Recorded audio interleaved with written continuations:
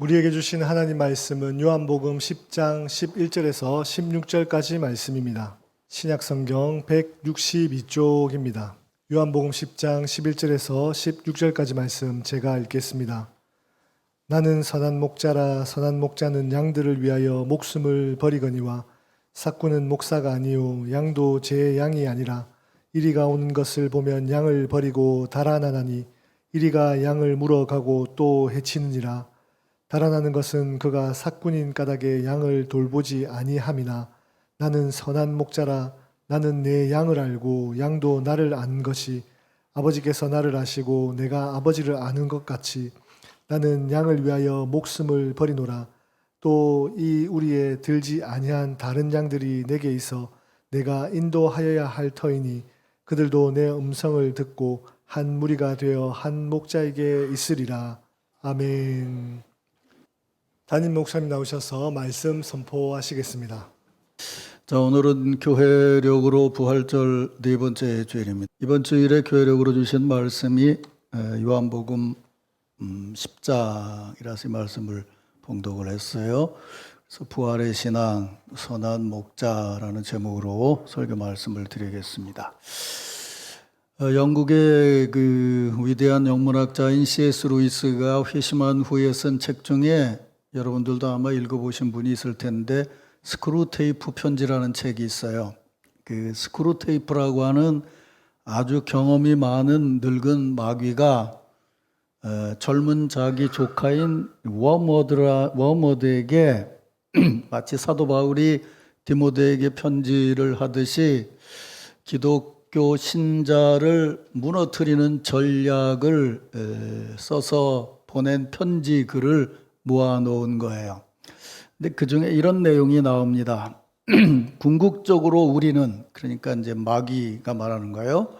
인간을 양육해서 우리 먹이로 만들기를 원한다. 그러나 원수는, 이제 하나님이죠.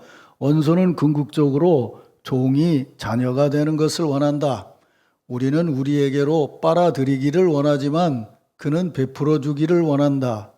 우리는 우리가 공허해서 채워주기를 원하지만 그는 충만해서 넘쳐 흐른다. 우리 싸움의 목표는 지하에 계신 우리 아버지께서 다른 모든 것을 흡수하여 자기의 것으로 삼는 세계이다. 그러나 원수는 자기와 연합했으면서도 여전히 독립된 존재들로 가득한 세상을 원한다. 마귀는 우리를 먹이로 삼기를 원하지만 하나님은 우리를 자녀로 삼으신다. 마귀는 빨아들이기를 원하지만 하나님은 베풀어 주시기를 원하신다. 마귀는 자신이 공허해서 자신을 채우기를 원하지만 하나님은 충만해서 넘쳐 흐르신다. 마귀는 모든 것을 흡수해서 자기 것을 삼으려고 하지만 하나님은 연합하면서도 독립된 존재로 가득한 세상을 원한다.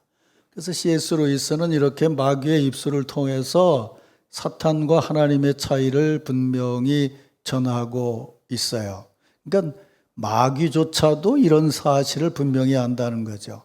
하나님은 우리를 자녀 삼으시고 베풀어 주시기를 원하시고 우리가 충만하여 넘치기를 원하시고 우리가 연합하여 하나가 되고 그러면서도 독립된 존재로 온 세상에 가득하기를 원한다. 이 사실을 마귀도 알고 있다고 분명히 전하고 있어요. 그러니까 뒤집어 보면 무슨 얘기예요? 우리가 그걸 분명히 알아야 된다는 얘기겠죠. 오늘 본문인 요한복음 10장 10절에 보면 예수님은 이 은혜를 아주 분명하게 말씀하세요. 도적이 오는 것은 도적질하고 죽이고 멸망시키려는 것뿐이요 내가 온 것은 양으로 생명을 얻게 하고 더 풍성히 얻게 하려는 것이라. 사랑하는 성도 여러분, 부활절 네 번째 주일 아침 주회전에 나와 예배를 드리는 여러분 모두를 진심으로 축복합니다. 내가 온 것은 양으로 생명을 얻게 하고 더욱 풍성히 얻게 하려 함이라 라는 주님의 말씀 그대로 부활하신 주님께서 이 시간 예배하는 여러분들과 함께 하셔서 하나님의 생명과 사랑으로 풍성하게 하시고 차고 넘치게 하시는 은혜가 더욱 풍성하기를 주의 이름으로 축원합니다. 여러분에게 생명을 주시고 자녀로 삼으시고 풍성케 하시는 놀라운 은혜가 이 부활의 절기에 우리 남천 공동체 안에 차고 넘치기를 주의 이름으로 축원합니다. 주일 아침 축복 인사를 나누죠. 이렇게 주께서 주시는 풍성한 은혜를 마음에 담고 표정에 담고 우리 예쁘게 하트를 하면서 옆에 있는 성도들에게 우리 인사합시다. 예수님은 우리에게 생명이십니다.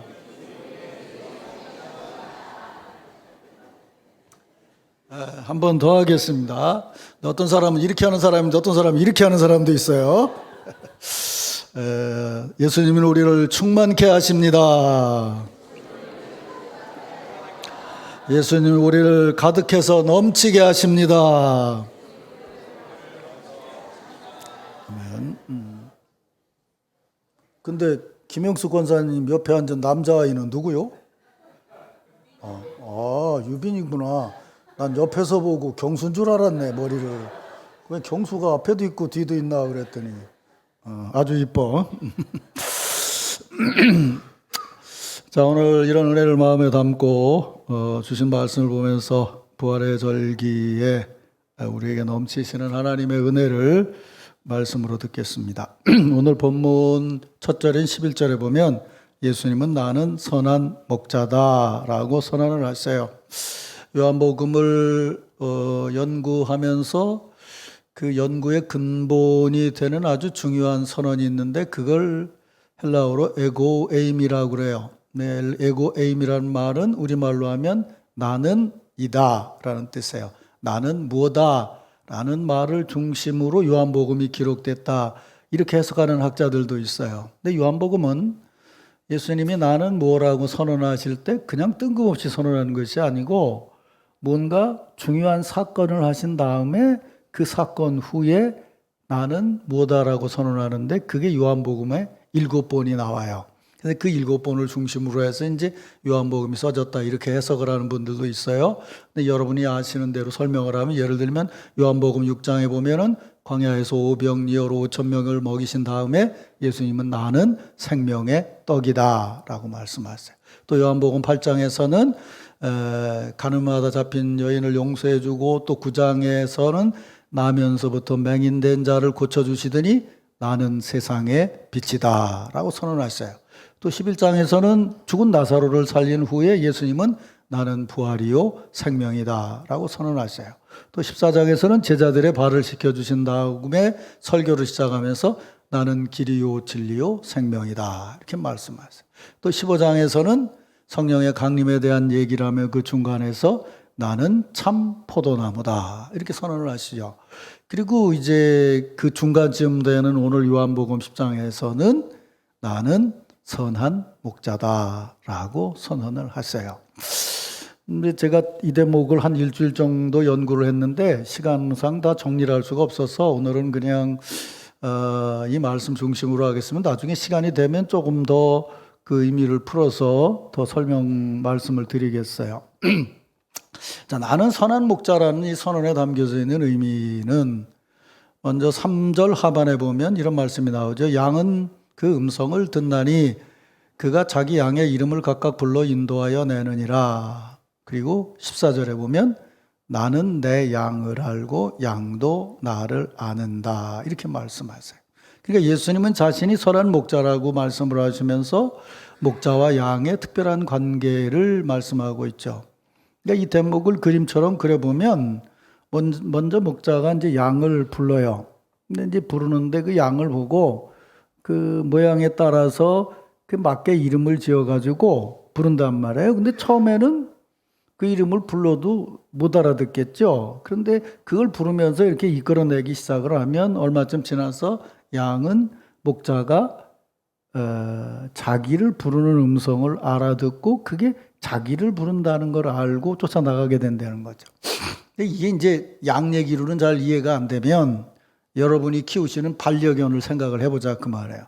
강아지를 한 마리 사가지고 왔어요. 그래 방 안에다 놓고 가족들이 모여서 야, 얘 이름을 뭐로 지을까? 그랬더니 애가 얘기해요. 난 강아지 이름을 뽀삐밖에 몰라. 그래서 뽀삐라고 그럴게. 야, 넌 뽀삐다. 그랬어요. 그래서 이제 강아지를 보고 뽀삐야, 뽀삐야 그러고 쓰다듬어 줘요. 그럼 이게 처음에는 그 절 부르는 줄 모른단 말이에요. 근데 밥을 주면서 뽀삐야, 먹어라, 뭐 뽀삐야, 뭐 이러다 보면 조금씩 지나면 얘가 알아들어요. 아, 그 뽀삐라는 게 나를 부르는 거구나. 그래서 이제 알아들어요. 그래서 쓰다듬어 주고 이제 저를 부르는 줄 알고 부인과 이제 주인과 알게 되죠. 근데 이제 강아지를 한 놈 큰 놈 사가지고 왔어요. 목적이 다른 데 있어서 강아지를 사왔는데 얘 이름을 보신이라고 줬어요. 그래가지고 걔를 들어온 다음에 그래 보신 그리고 딱딱딱 쓰다듬어줘요. 보신 그리고 쓰다듬어줘요.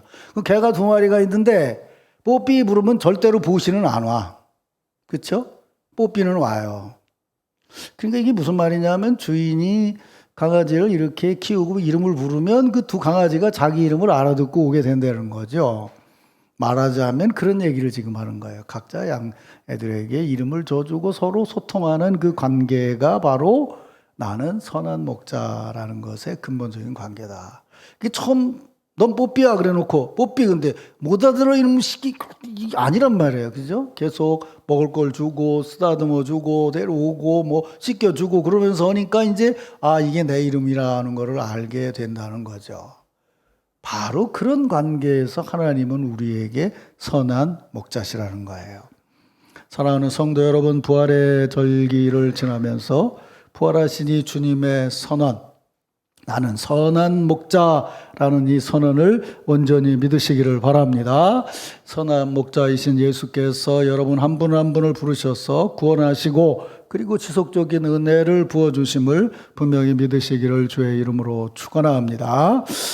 근데 이제 조금 더 이제 깊이 생각을 해보면 11절 이하의 말씀을 제가 이제 읽어보죠. 11절부터 15절까지 읽어보겠습니다. 잘 귀 기울여서 들어보세요. 나는 선한 목자다. 선한 목자는 양들을 위하여 목숨을 버리거니와 삭구는 목자가 아니요 양도 제 양이 아니라 이리가 오는 것을 보면 양을 버리고 달아나나니 이리가 양을 물어가고 또 해치느니라. 달아나는 것은 그가 삭군인 까닭에 양을 돌보지 아니함이나 그 다음에 나는 선한 목자라 내가 내 양을 알고 양도 나를 아는 것이 아버지께서 나를 아시고 내가 아버지를 아는 것 같으니 나는 양을 위하여 목숨을 버리노라. 그러니까 예수께서 선한 목자이심을 앞에 쭉 설명을 했지만 근본적으로 얘기하시는 건 뭐냐면 나는 양을 위해서 생명을 내놓기까지 양을 사랑하는 선한 목자다 이렇게 말씀하셨다는 거죠.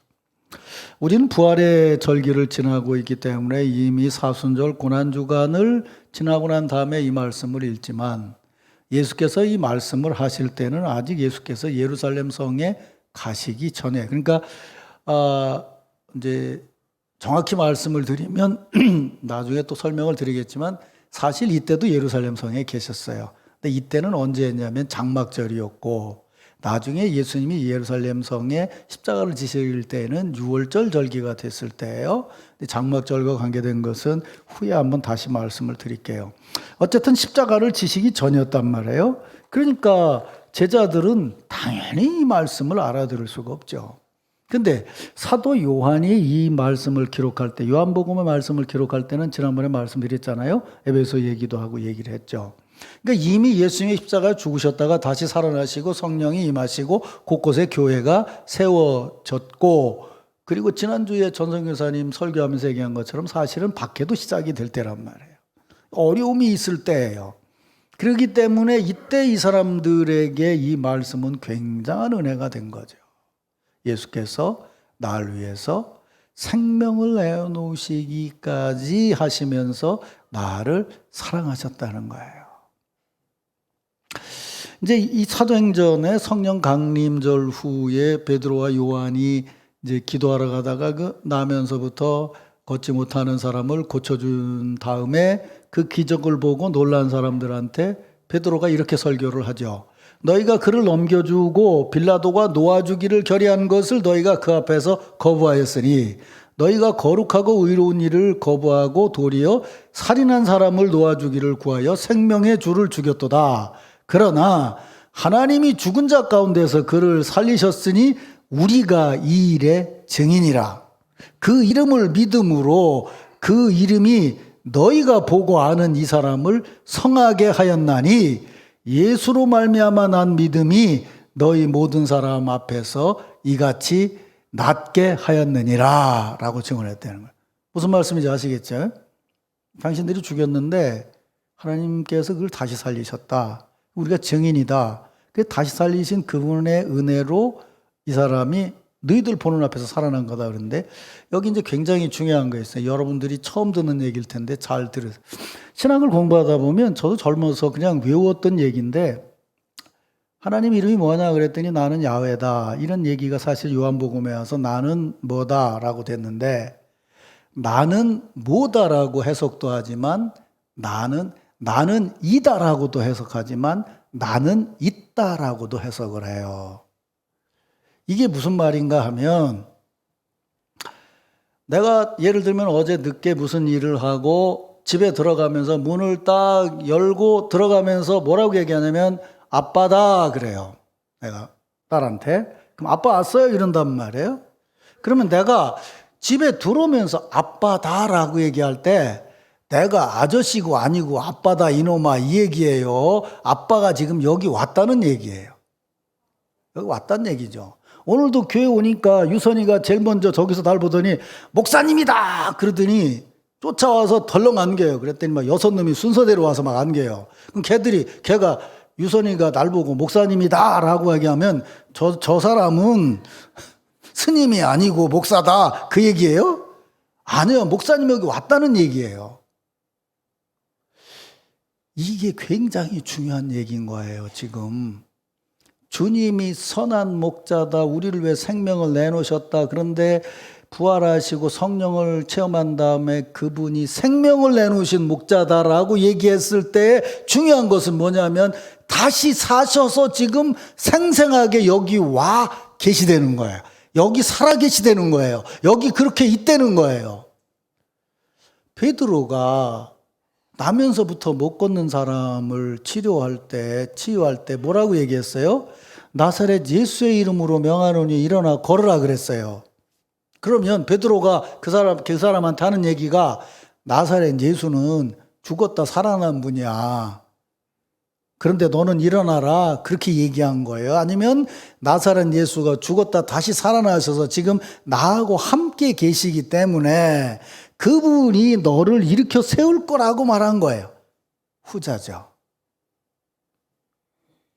그러니까 지금 여러분들이 지금 부활주의를 지나면서 정말 바르게 마음에 담아야 될 것이 바로 그거예요. 예수님은 부활하셨다라고 하는 서술적인 얘기는 예수님은 하나님의 아들이라고 하는 서술적인 얘기는 지난번에 얘기했듯이 마귀도 얘기해요. 하나님의 아들이시여 나하고 무슨 상관이 있길래 여기 왔나이까 라고 말하잖아요.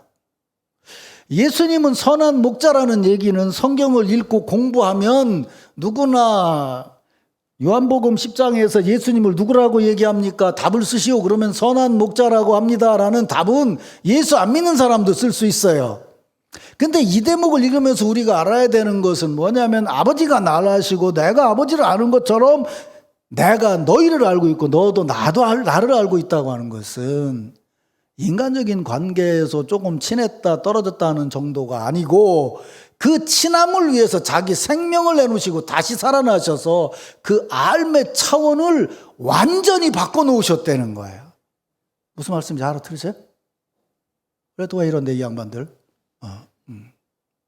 그게 신앙인 거예요. 그러니까 내 생각으로는 지금 기분이 좋을 때도 있고 나쁠 때도 있고 기도가 응답이 있을 때도 있고 없을 때도 있어서 주님이 나하고 같이 계신 것도 같고 안 계신 것도 같고 이런 생각이 들지만 예수 그리스도로 우리에게 오신 성자 예수 그리스도는 죽음에서 다시 살아나셔서 언제나 성령으로 생생하게 우리와 함께 하신다는 거예요. 그게 믿음이에요. 우린 너무도 인간적인 것에 대략 그게 한 3세기 정도 되는데 인간이 계몽주의부터 시작을 해서 공부를 해보면 인간이 뭐냐라는 걸 계속 연구하는데 그 연구를 하면 할수록 희한한 것은 뭐냐면 하나님에게서 떨어지고 동물에게로 가까이 갔다는 거예요. 그 19세기에 이르면 인간이 뭘 가지고 연구하는 줄 아세요? 침팬치를 연구하면서 인간을 연구하려고 그래요. 동물을 보면서 인간을 연구하려고 그래요. 마지막에 이런 결론은 뭔지 아세요? 아이고, 쥐뿔도 없네, 이거예요. 그래서 이렇게 엉망이 된 거예요, 지금. 그래서 지주장이 계속 나오는 거예요. 한 사람 주장 가지고 되냐고요. 한 사람 주장 같으면 국회의원 후보에 한 기역에서 한 명만 나왔어야지. 수도 없이 자기가 되면 된다고 얘기를 해요. 근데 다른 사람들은 말해요. 아이고, 꼴값을 하고 있네. 이번 같은 경우에 무효표가 당선표보다 더 많이 나왔다잖아요. 어느 지역은. 그러니까 너도 싫고 나도 중간에서 찍는다는 거예요. 그게 오늘의 세상의 모습인 거예요. 성경으로 다시 돌아간다는 건요, 거기서부터 조금 나아져가지고, 아유, 이 사람 좀 믿을만하다. 이런 정도 가지고 지금 얘기를 하는 게 아니에요. 선한 목자라는 게 악한 목자와 선한 목자를 우리가 상대적으로 구분해서 이놈은 조금 낫다는 얘기가 아니에요. 생명을 내놓으신 분이라는 거예요. 그래서 우리에게 생명을 주신 분이라는 거예요. 그래서 우리는 기도할 때 예수의 이름으로 기도하는 거예요. 베드로가 예수의 이름으로 기도할 때와 우리가 예수의 이름으로 기도할 때가 뭐가 다른데요? 그분이 살아계시다면 뭐가 달라요? 우리 생각이 다르고 그분을 믿는 믿음이 다른 거죠. 우리는 늘 신앙생활을 하면서 어쩌면 그게 이상한 방향으로 자꾸 익숙해져서 늘 말씀드리지만 자꾸 내가 더 올라와요. 그래서 말로만 예수님은 나의 목자라고 그러는데, 에이 목자, 날 좀 따라와봐. 너 따라갔다가 내가 죽을 것 같으니까 네가 좀 날 따라와봐. 이러고 있다 그 말이에요. 네, 나중에 한번 시간이 되면 더 깊이 얘기를 할게요. 예수님의, 그러니까 하나님의 임재라고 하는 것을 구약 성경부터 여기까지 이어져 오는 것을 보게 되면 정말 두렵고 떨려요. 한국의 신자들은 그냥 믿으면 은혜라고 하는 걸로 은혜를 이렇게 생각하고 목사들도 그렇게 해서 그런데 내가 지금 한 달여 하나님의 임재, 성전 뭐 이런 거를 연구하느라고 연구를 해보니까 와, 이거 정말 여러분한테 고백이지만 야, 참난 목사지만 진짜 무식했구나 이거. 그런 생각이 들 때가 많아요. 아, 이게 하나님 말씀 앞에서 이게 너무 우리가 경박하고 경솔했구나 라는 생각이 들어요. 생각해 보세요. 선한 목자라고 얘기를 해요. 근데 우리로서는 생각도 할 수 없는 거예요. 널 위해서 내가 목숨을 바쳤다는 거예요. 난 어려서 이런 생각이 들었어요. 아니, 암만 선한 목자라도 마지막에는 그놈의 양 잡아먹는 거 아니요? 그럼 그게 무슨 선한 목자예요 그랬는데 읽어보니까 뭐래요? 널 잡아먹는 게 아니라 내가 널 위해서 생명을 들이셨다는 거잖아요. 그러니까 우리가 생각할 수 없는 차원인 거예요, 신앙은. 근데 우리가 뭘 조금 안다고 자꾸 뭐 이러고 저러고 뭐 네가 선하냐 악하냐 얘기하고 있냐고요. 정말 하나님의 말씀을 성령의 감동으로 깨달으면 감히 함부로 얘기할 수가 없어요. 정말 두렵고 떨리는 거예요. 난 요즘 감사하고 있어요. 그래도 은퇴하기 전에 이렇게 깨닫게 돼서 마지막이라도 신자들한테 더 깊이 있는 신앙을 얘기해 줄 수 있다는 것을 감사하고 있어요. 별로 감사하지 않은가 봐. 그래요. 이게 깨달아져야 그 다음 단계가 되는 거예요. 그 다음 단계가 뭐예요? 이렇게 말해요. 또 우리 안에 들어있지 아니한 다른 양이 내게 있어 내가 인도하여 해야 할 터이니 너희도 내 음성을 듣고 내 무리가 되어 한 목자에게 있느니라. 내가 그 은혜를 받고 생각해 보니까 저들도 그 은혜를 받아야 되겠다는 생각이 든다는 거예요. 근데 이 상황에서 제자들은 절대로 못 깨달았죠. 왜요? 예루살렘 가기 전에 예수님 인기 올라가고 자기들도 보디가드로 인기 올라가고 그래서 우리 중에서 누가 더 잘 좋은 자리에 가겠느냐라고 생각할 때 자기들끼리도 옆에 있는 사람이 안 보이는데 여기 밖에 있는 사람이 보이겠냐고요. 실제로 있었잖아요. 제자가 와서 얘기하잖아요. 어떤 놈이요, 선생님, 우리가 모르는 애인데요. 선생님 이름으로 귀신을 내쫓고 있어서 내가 말했습니다. 넌 하지 마라 임마. 건방지게 네가 어디 거기서 그런 일을 하냐 그랬더니 예수께서 뭐라고 말씀하세요?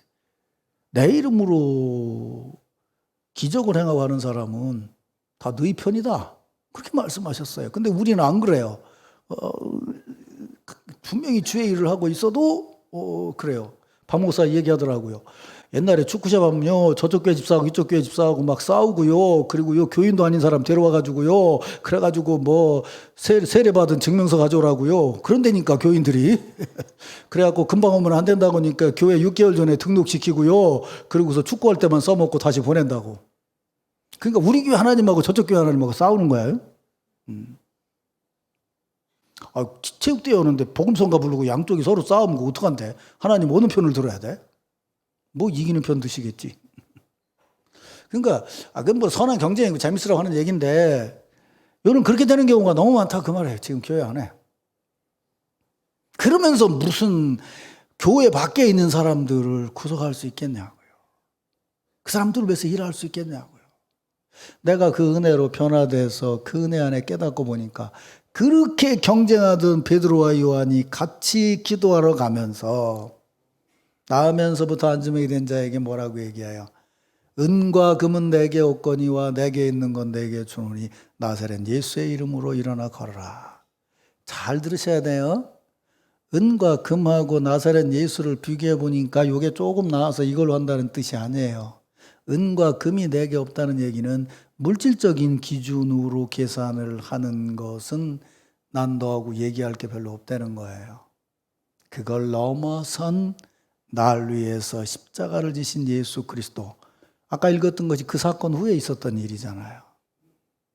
그분이 나의 구주가 되셔서 나하고 함께 하신다는 거예요. 우리가 왜 주일에 예배를 드리나요?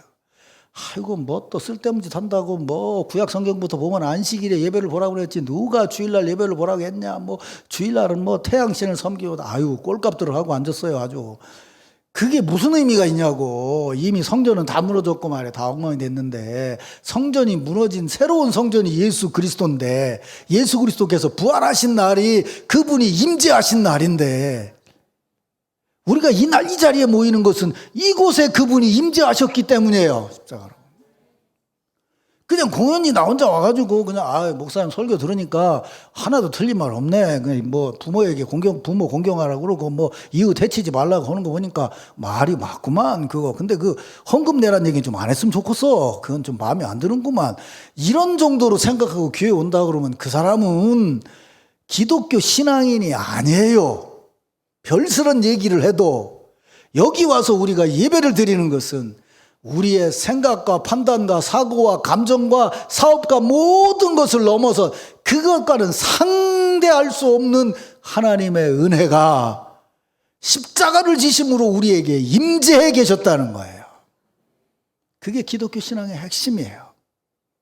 그분의 다시 살아나심과 더불어 그분이 다시 사신 주님이 함께 하신다면 아까 내가 뭐라고 그랬어요? 예수님은 생명이시다. 그랬더니 죽었다, 살아났다는 뜻만 생각하는 게 아니에요. 새롭게 태어나면 그 즉시 움직이기 시작해요, 애들이. 그렇잖아요? 움직이기 시작해요. 요새 나 약 올리느라고 말이야, 손주본 권사들은 말이야, 애들 조금 움직이는 거 사진 찍어갖고 카톡에다 계속 올리더라고. 나 약 올리느라고. 이렇게 앉아있는 거 찍고, 이렇게 하는 거 찍고, 뭐 옹알거리는 거 찍고. 왜 그래? 생명이 있어서 그렇지. 생명이 있어서, 생명이 있으면. 그놈이 태어나자마자 어머님 수고하셨습니다. 제가 잠시 쉬겠습니다. 그러고 가만히 이러고 있어봐. 그거 부모님 미친다고. 애들은 애들같이 움직여야지. 생명 있게. 교회가 뭐냐 말이야. 주일날 우리가 모이는 게 뭐냐고. 같이 인사하고 예배 보고 밥 먹고 교제하고 웃고 떠들고 뭐 하고 하는 게 뭐냐고. 살아있음이야. 그 살아있음을 깨달으면 그걸 전염시킬 수밖에 없어요. 아주 여러분 실감나게 말씀드릴게요. 기독교 2000년 역사에 코로나보다 더 무서운 전염력을 가진 것이 뭔지 아세요? 기독교 신앙이요. 기독교 신앙. 기독교 신앙은 코로나보다 더 무서운 거였어요. 근데 지금은 감기만 또 못해, 신자들이. 확신이 없어. 우리 자신들이 정말 기쁨과 감사로 주일날 예배를 드린다고 한다면, 그 기쁨의 삶을 밖에서 전한다면, 우리가 함께 모이는 자리에 다른 사람들이 함께 오는 것이 기쁨이어야 되지 않겠어요? 지난주일에 수정동 교회 가서 예배를 드리는데 내가 강단에 이렇게 올라서 보니까 지금 교회가 많이 뭐 여러 가지 어렵다고 그러는데 그래도 수정동 교회가 꼭 우리 교회 같아요. 느낌이 이거 한 3배쯤 뻥튀기 해놓은 것 같아요. 쫙 커졌는데 1층에 한 600석 정도 된다고 그러더라고요. 2층에 한 뭐 150석 해서 꽉 앉으면 한 800석 된다고 그러는데 한 500명 정도 이렇게 앉았는데 거의 다 꽉 앉았어요. 우리보다 더 꽉 차게 앉았어요. 앞에 장로님들보다 쫙 이렇게 앉았더라고요. 근데 내가 이렇게 강단에서 보니까 예배가 시작되기 전인데 문으로 이렇게 들어와요. 근데 우리로 말한다고 그러면 한 70대 후반이나 80대 가까이 된 머리 허연 할머니가 저 뒤에서 신자가 오니까 교회가 이제 시끄러운데 가가지고 잘 왔어. 할머니가 젊은 사람을 보고 잘 왔어. 얼른 들어가. 그게 보이더라니까. 안내위원이 할머니를 안내하는 게 아니고 할머니들이 좋아가지고 교회 시끄러우니까 좋아가지고 그러는 거예요. 그걸 보고 내가 그랬어요. 걱정하지 말라고 소망이 있다고. 할머니들이 저렇게 하시는데 뭐 다른 사람들이 얼마나 더 하겠냐고 그런 거예요. 자기가 예수 그리스도를 모시고 정말 하나님 앞에 이 특별한 자리에서 예배드리는 거에 대한 기쁨이 있는 사람은 다른 사람들과 같이 올 수밖에 없는 거예요. 거기서도 또 그 기쁜 건 나만 가져야 되겠다고 저만 오는 사람은 아직도 못 깨달은 사람이라니까. 그게. 그러니까 베드로와 요한이 그렇게 서로도 싸우던 사람이 말이에요. 기도하러 가다가 아무도 쳐다보지 않는 나면서부터 걷지 못하는 사람을 보고 나사렛 예수가 너하고 같이 있기를 원한다고 선포하잖아요. 믿습니까, 여러분? 주일 예배는 특별하게 부활하신 주님이 나와 함께하고 우리와 함께하고 당신과 함께하는 날이에요. 믿습니까, 여러분? 그 은혜가 우리를 날마다 새롭게 하는 거예요. 그게 전도예요. 그래서 이미 요한이 이 얘기를 쓸 때는 에베소에서 쓴 거라고 얘기한다면 이미 이방 지역까지 복음이 다 전파됐을 때 얘기를 하는 거예요.